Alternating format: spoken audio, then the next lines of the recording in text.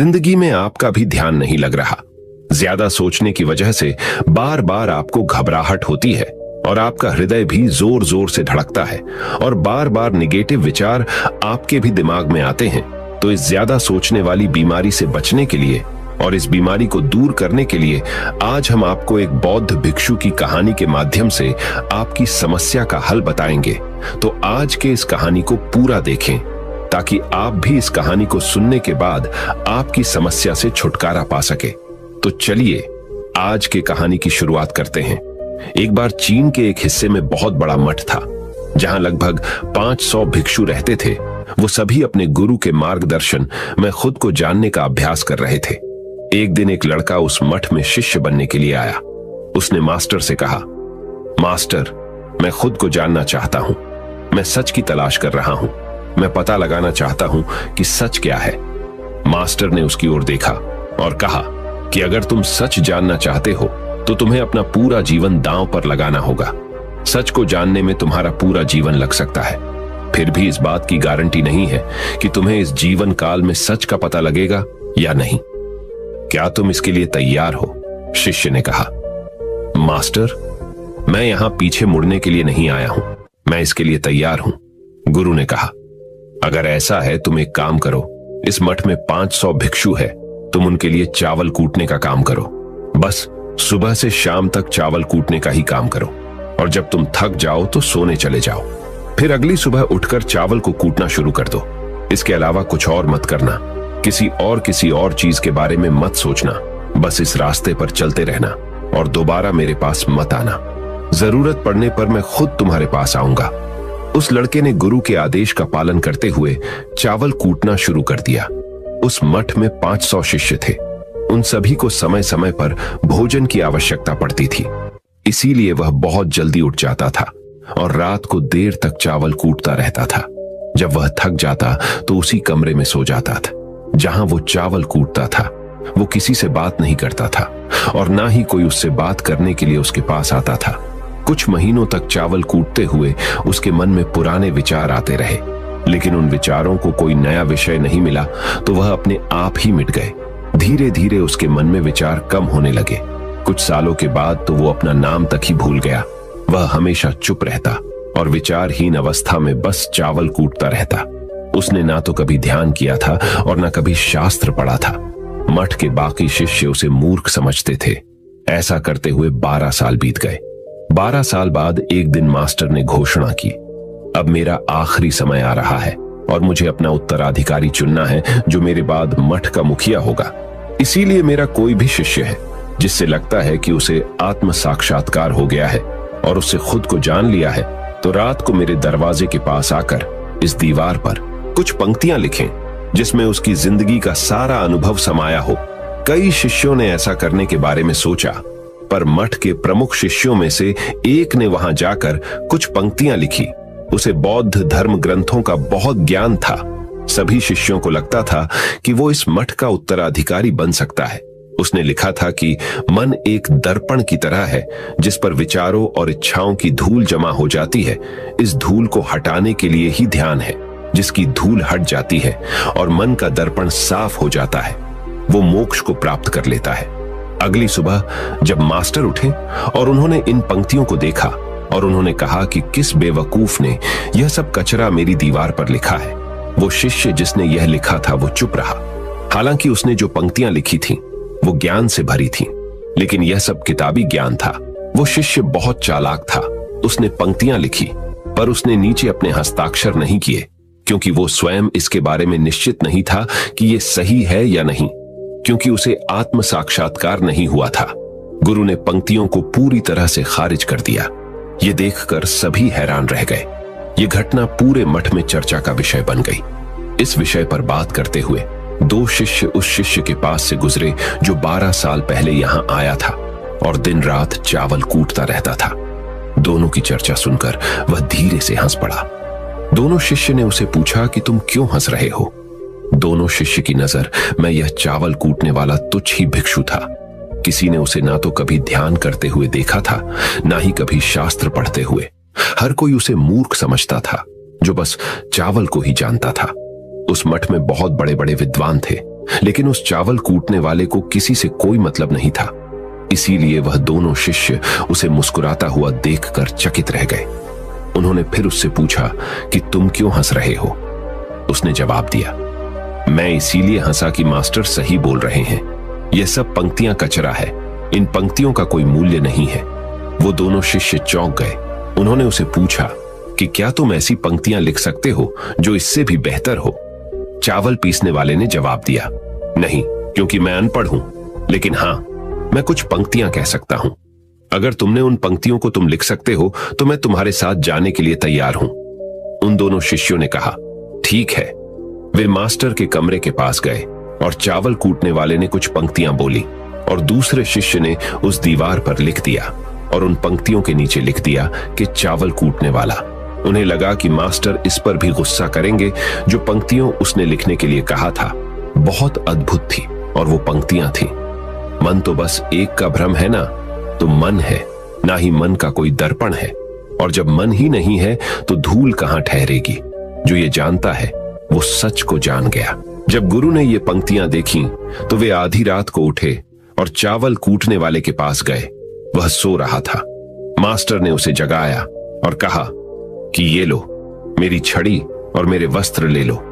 आज से तुम मेरे उत्तराधिकारी हो, लेकिन इस मठ को छोड़कर कहीं दूर चले जाओ, क्योंकि इस मठ में बहुत सारे विद्वान हैं जो खुद को तुमसे ज्यादा श्रेष्ठ मानते हैं और वो तुम्हें मार देंगे।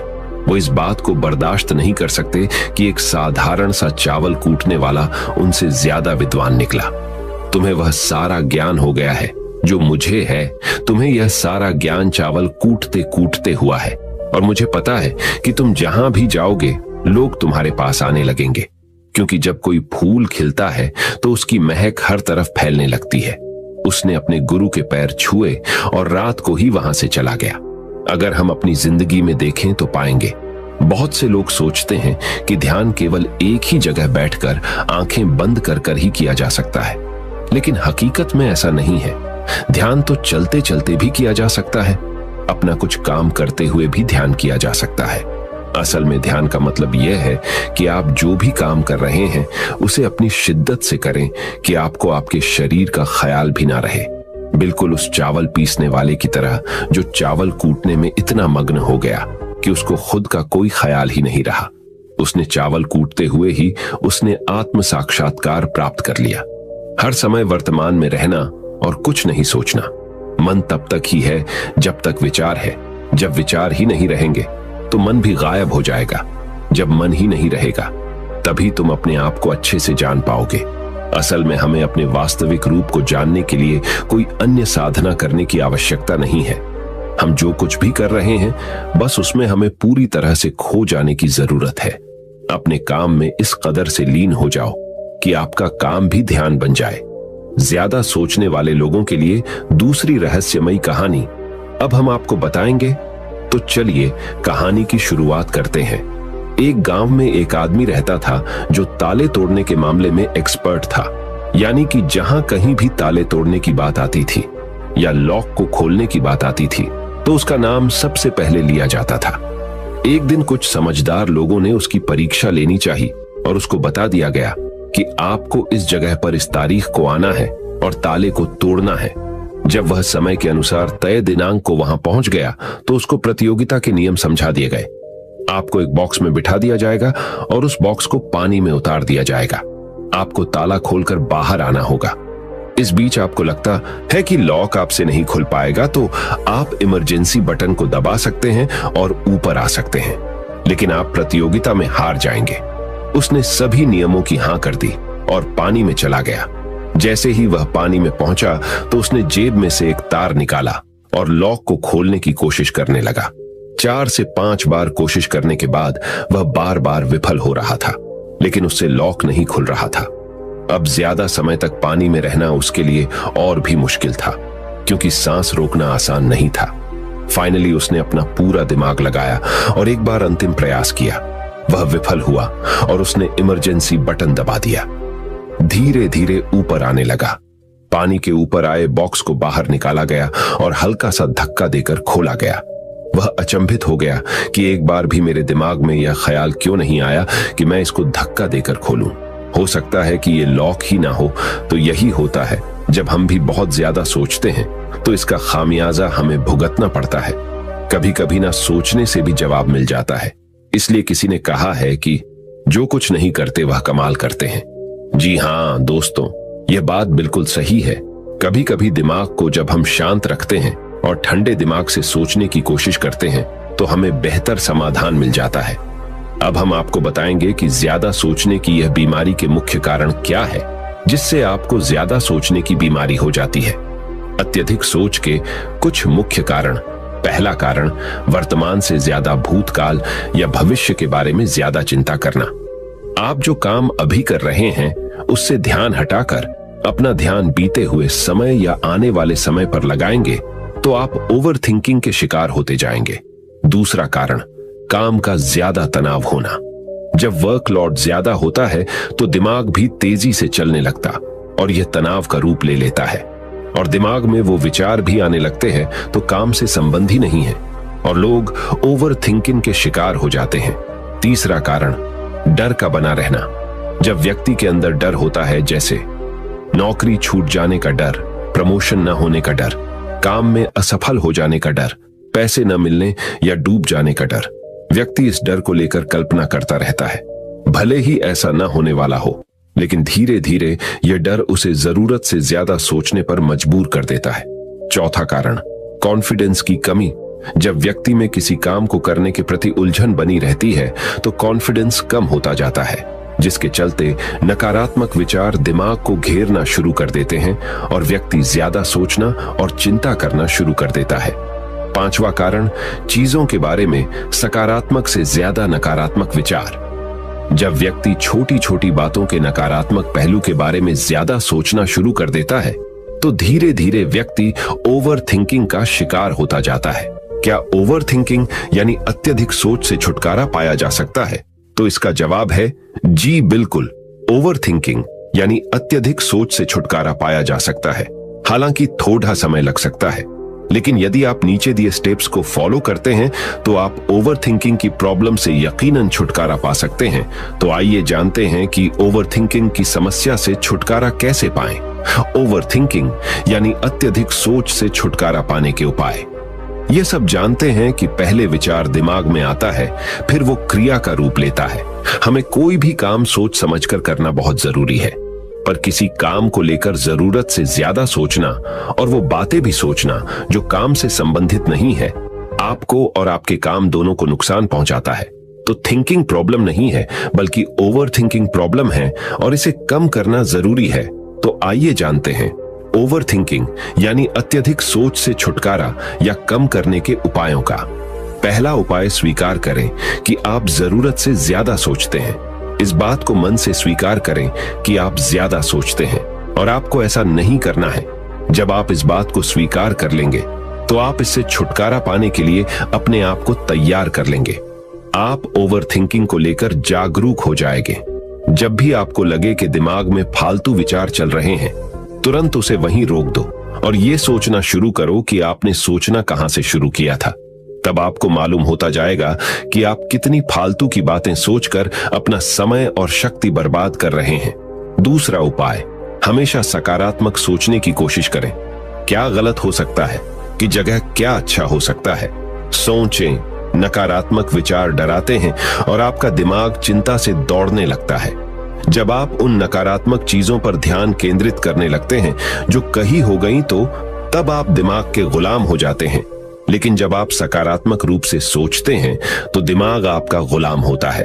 सकारात्मक रहने का मतलब यह नहीं है कि आप चीजों के सिर्फ एक पहलू को देखें, बल्कि सही और गलत दोनों पहलुओं को देखना जरूरी है। पर केवल नकारात्मक सोचना या ज्यादा नकारात्मक विचार आपको अनुचित सोचने पर मजबूर कर देते हैं। तीसरा उपाय, योग, ध्यान और व्यायाम करें। योग, ध्यान और व्यायाम मस्तिष्क और शरीर को स्वस्थ रखते हैं। ध्यान काफी लाभदायक है, इसे अपने जीवन का हिस्सा बनाएं। चौथा उपाय, वर्तमान क्षण में जीने की कोशिश करो। कभी कभी लोग बीती हुई बातों या घटना के बारे में ही सोचते रहते हैं और तनाव में आ जाते हैं। इसी प्रकार जो समय आने वाला है उसे लेकर भी इतनी चिंता करते हैं कि तनाव में रहते हैं। तनाव में दिमाग हावी हो जाता है और फालतू बातें सोचने लगता है। जो समय बीत गया है उससे सीख लो, जो आने वाला है उसकी तैयारी करो। लेकिन यह आप तभी कर सकते हैं जब आप वर्तमान में रहें। इसलिए आप जो अभी कर रहे हैं तो पूरा ध्यान उसी पर लगाओ। 5वां उपाय, जो बात आपको परेशान कर रही है उसे लिख लें। आपके सोचने के तरीके और आपके महसूस करने के तरीके के बीच एक मजबूत संबंध है। आपके सोचने का तरीका आपकी भावनात्मक स्थिति को प्रभावित करता है और आपकी भावनात्मक स्थिति आपके सोचने के तरीके को प्रभावित करती है। तो जो बात आपको परेशान कर रही है उसे लिख लें। अब उस बात के बारे में यह लिखें कि यह आपको क्यों परेशान कर रही है। अब अपने आप से प्रश्न करें कि क्या इस समस्या का हल परेशान रहना है। यदि नहीं तो उसका हल ढूंढे, और यही इसका कोई हल नहीं है तो परेशान रहने और सोचते रहने से क्या होगा। जब धीरे धीरे आप ऐसे करेंगे तो इस चीज की आपको आदत पड़ी ढहती जाएगी और आप अनावश्यक सोचना बंद कर देंगे। 6वां उपाय, अपनी भावनाओं का नियंत्रण रखो। भावनाओं पर नियंत्रण रखने का मतलब यह बिल्कुल भी नहीं है कि आप अपनी भावनाओं को दबाएं, लेकिन आपको अपनी भावनाओं पर नियंत्रण रखना होगा। जब आप अपनी भावनाओं पर नियंत्रण रखते हैं तो हकीकत को देख पाते हैं। अनियंत्रित भावनाएं दिमागी विचारों को बेफजूल गति प्रदान करती हैं। 7वां उपाय, चिंता नहीं चिंतन करें। चिंता ओवरथिंकिंग को जन्म देती है और चिंतन क्रिएटिविटी को जन्म देता है। फालतू सोचने की जगह कोई कहानी, कोई लेख, कविता या कुछ रचनात्मक सोचें। 8वां उपाय, अपने पसंद की चीजें करें। जब भी आप फ्री हो तो कोई भी ऐसा काम करो जिसे करना आपको अच्छा लगता हो। किताबें पढ़ें, गाने सुने, गाने गाएं, घूमने जाएं। यदि आपके घर में बच्चे हैं तो बच्चों के साथ खेलें। अपने दोस्तों से साथ समय व्यतीत करें। 9वां उपाय, अपना सर्वश्रेष्ठ स्वीकार करें। जब आप ज्यादा सोचते हैं तो न चाहते हुए भी आप नकारात्मक बातें सोचते हैं और अपने आप को औरों से कम आंकने लगते हैं। याद रखें, कोई भी परफेक्ट नहीं होता। जो आप हैं, आप जैसा कोई नहीं है। लोग क्या कहते हैं इस पर ध्यान देने की बजाय अपना सर्वश्रेष्ठ स्वीकार करें, अपने ज्ञान को बढ़ाते रहें और पॉजिटिव रहें। 10वां उपाय, मन को शांत रखें। आधुनिक जिंदगी भाग दौड़ और तनाव भरी है। अधिकतर लोगों के साथ तनाव में बने रहना इतना सामान्य हो जाता है कि उन्हें इस बात का पता ही नहीं चलता कि धीरे धीरे तनाव उनके मानसिक और शारीरिक स्वास्थ्य पर बुरा प्रभाव डाल रहा है। जब मन अशांत होता है तब नकारात्मक और बेफिजूल के विचार हमारे दिमाग में घर करने लगते हैं। यदि आप ओवरथिंकिंग से छुटकारा पाना चाहते हैं तो अपने मन को शांत रखें। आपके सोच को बदल देने वाली 3 कहानियां अभी हम आपके सामने प्रस्तुत कर रहे हैं, तो इसे ध्यान से सुने। यह आपकी जिंदगी बदल लेंगी। पहली कहानी, चमकीले नीले पत्थर की कीमत। एक शहर में बहुत ही ज्ञानी प्रतापी साधु महाराज आए हुए थे। बहुत से दीन दुखी परेशान लोग उनके पास उनकी कृपा दृष्टि पाने हेतु आने लगे। ऐसा ही एक दीन दुखी गरीब आदमी उनके पास आया और साधु महाराज से बोला, महाराज मैं बहुत ही गरीब हूं, मेरे ऊपर कर्जा भी है, मैं बहुत ही परेशान हूं, मुझ पर कुछ उपकार करें। साधु महाराज ने उसको एक चमकीला नीले रंग का पत्थर दिया और कहा कि यह कीमती पत्थर है, जाओ जितनी कीमत लगवा सको लगवा लो। वो आदमी वहां से चला गया और उसे बचने के इरादे से अपने जान पहचान वाले एक फल विक्रेता के पास गया और उस पत्थर को दिखाकर उसकी कीमत जाननी चाहिए। फल विक्रेता बोला, मुझे लगता है ये नीला शीशा है, महात्मा ने तुम्हें ऐसे ही दे दिया है। हाँ, यह सुंदर और चमकदार दिखता है, तुम मुझे दे दो, इसके मैं तुम्हें 1000 रुपए दे दूंगा। वो आदमी निराश होकर अपने एक अन्य जान पहचान वाले के पास गया जो कि एक बर्तनों का व्यापारी था। उनसे उस व्यापारी को भी वो पत्थर दिखाया और उसे बेचने के लिए उसकी कीमत जाननी चाहिए। बर्तनों का व्यापारी बोला, यह पत्थर कोई विशेष रत्न है, मैं इसके तुम्हें 10,000 रुपए दे दूंगा। वह आदमी सोचने लगा कि इसकी कीमत और भी अधिक होगी और यह सोच वो वहां से चला आया। उस आदमी ने इस पत्थर को अब एक सुनार को दिखाया। सुनार ने उस पत्थर को ध्यान से देखा और बोला, यह काफी कीमती है, इसके मैं तुम्हें 1 लाख रुपये दे दूंगा। वो आदमी अब समझ गया था कि यह बहुत अमूल्य है। उसने सोचा, क्यों ना मैं इसे हीरे के व्यापारी को दिखाऊं। यह सोच वो शहर के सबसे बड़े हीरे के व्यापारी के पास गया। उस हीरे के व्यापारी ने जब वो पत्थर देखा तो देखता रह गया। चौंकने वाले भाव उसके चेहरे पर दिखने लगे। उसने उस पत्थर को माथे से लगाया और पूछा, तुम यह कहां से लाए हो? यह तो अमूल्य है। यदि मैं अपनी पूरी संपत्ति बेच दूं तो भी इसकी कीमत नहीं चुका सकता। तो इस कहानी से हमें यह सीख मिलती है, हम अपने आप को कैसे आंकते हैं। क्या हम वो हैं जो राय दूसरे हमारे बारे में बनाते हैं? आपकी लाइफ अमूल्य है, आपके जीवन का कोई मोल नहीं लगा सकता। आप वो कर सकते हैं जो आप अपने बारे में सोचते हैं। कभी भी दूसरों के नेगेटिव कमेंट से अपने आप को कम मत आंकिए। दूसरी कहानी, मेंढकों की टोली। एक मेंढकों की टोली जंगल के रास्ते से जा रही थी। अचानक दो मेंढक एक गहरे गड्ढे में गिर गए। जब दूसरे मेंढकों ने देखा कि गड्ढा बहुत गहरा है तो ऊपर खड़े थे सभी मेंढक चिल्लाने लगे, तुम दोनों इस गड्ढे से नहीं निकल सकते, गड्ढा बहुत गहरा है, तुम दोनों इसमें से निकलने की उम्मीद छोड़ ढाए दो। उन दोनों मेंढकों ने शायद ऊपर खड़े मेंढकों की बात नहीं सुनी और गड्ढे से निकलने के लिए लगातार वो उछलते रहे। बाहर खड़े मेंढक लगातार कहते रहे, तुम दोनों बेकार में मेहनत कर रहे हो, तुम्हें हार मान लेनी चाहिए, तुम दोनों को हार मान लेनी चाहिए, तुम नहीं निकल सकते। गड्ढे में गिरे दोनों मेंढकों में से एक मेंढक ने ऊपर खड़े मेंढकों की बात सुन ली और उछलना छोड़ कर वो निराश होकर एक कोने में बैठ गया। दूसरे मेंढक ने प्रयास जारी रखा। वो उछलता रहा जितना वो उछल सकता था। बाहर खड्डे सभी मेंढक लगातार कह रहे थे कि तुम्हें हार मान लेनी चाहिए, पर वो मेंढक शायद उनकी बात नहीं सुन पा रहा था और उछलता रहा और काफी कोशिशों के बाद वो बाहर आ गया। दूसरे मेंढकों ने कहा, क्या तुमने हमारी बात नहीं सुनी? उस मेंढक ने इशारा करके बताया कि वो उनकी बात नहीं सुन सकता क्योंकि वो बहरा है, सुन नहीं सकता, इसलिए वो किसी की भी बात नहीं सुन पाया। वो तो यह सोच रहा था कि सभी उसका उत्साह बढ़ा रहे हैं। इस कहानी से हमें यह सीख मिलती है कि 1. जब भी हम बोलते हैं उनका प्रभाव लोगों पर पेड़िहाता है, इसलिए हमेशा सकारात्मक बोलें। 2. लोग चाहें जो भी कहें, आप अपने आप पर पूरा विश्वास रखें और सकारात्मक सोचें। 3. कार्य ही मेहनत, अपने ऊपर विश्वास और सकारात्मक सोच से ही हमें सफलता मिलती है। तीसरी कहानी, चील और मुर्गी। एक जंगल में बरगद का पेड़ था। उस पेड़ के ऊपर एक चील घोंसला बनाकर रहती थी जहां उसने अंडे दे रखे थे। उसी पेड़ के नीचे एक जंगली मुर्गी ने भी अंडे दे रखे थे। एक दिन उस चील के अंडों में से एक अंडा नीचे गिरा और मुर्गी के अंडों में जाकर मिल गया। समय बीता, अंडा फूटा और चील का बच्चा उस अंडे से निकला और वह यह सोचते बड़ा हुआ कि वो एक मुर्गी है। वो मुर्गी के बाकी बच्चों के साथ बढ़ा हुआ। वह उन्हीं कामों को करता जिन्हें एक मुर्गी करती है। वो मुर्गी की तरह ही कुड्डाता, जमीन खोद कर दाने चुगता और वो इतना ही ऊंचा उड़द डाह पाता जितना कि एक मुर्गी उड़द डाहती है। एक दिन उसने आसमान में एक चील को देखा जो बड़ी शान से उड़द डाह रही थी। उसने अपनी मुर्गी मां से पूछा कि उस चिड़िया का क्या नाम है जो इतना ऊंचा बड़ी शान से उड़द डाह रही है। मुर्गी ने जवाब दिया, वह एक चील है। फिर चील के बच्चे ने पूछा, मां, मैं इतना ऊंचा क्यों नहीं उड़ पाता? मुर्गी बोली, तुम इतना ऊंचा नहीं उड़ सकते क्योंकि तुम एक मुर्गे हो। उसने मुर्गी की बात मान ली और मुर्गे की जिंदगी जीता हुआ एक दिन मर गया। इस कहानी से हमें यह सीख मिलती है कि जो भी हम सोचते हैं या कुछ नया करने की कोशिश करते हैं तो दूसरे हमें यह कहकर रोकते हैं कि तुम ऐसा नहीं कर सकते, ऐसा नहीं हो सकता, और हम अपना इरादा यह सोचकर बदल लेते हैं कि वाकई मैं यह नहीं कर सकता और हार मान लेते हैं। इसका मुख्य कारण है अपने ऊपर भरोसा न होना, अपनी शक्तियों पर भरोसा न होना, अपने काम पर भरोसा न होना।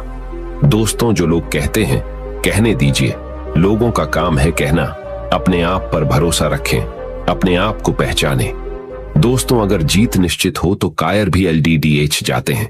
बहादुर वो कहलाते हैं जो हार निश्चित हो फिर भी मैदान नहीं छोड़ डाहते। मित्रों, उम्मीद करता हूं कि आपको इन 3 कहानियों से अपनी सोच को बदल लेने में मदद मिली होगी और आपको अपने ज्यादा सोचने वाली समस्या से छुटकारा पाने के उपाय भी इस वीडियो के माध्यम से आपको मिले होंगे। इस वीडियो से आपको कुछ सीखने को मिला हो तो इस वीडियो को अपने दोस्तों के साथ जितना हो सके उतना शेयर कीजिए और इस वीडियो के एक लाइक कीजिए और हमारे चैनल को सब्सक्राइब कीजिए। इस वीडियो को देखने के लिए आपका बहुत बहुत धन्यवाद। नमो बुद्धाय।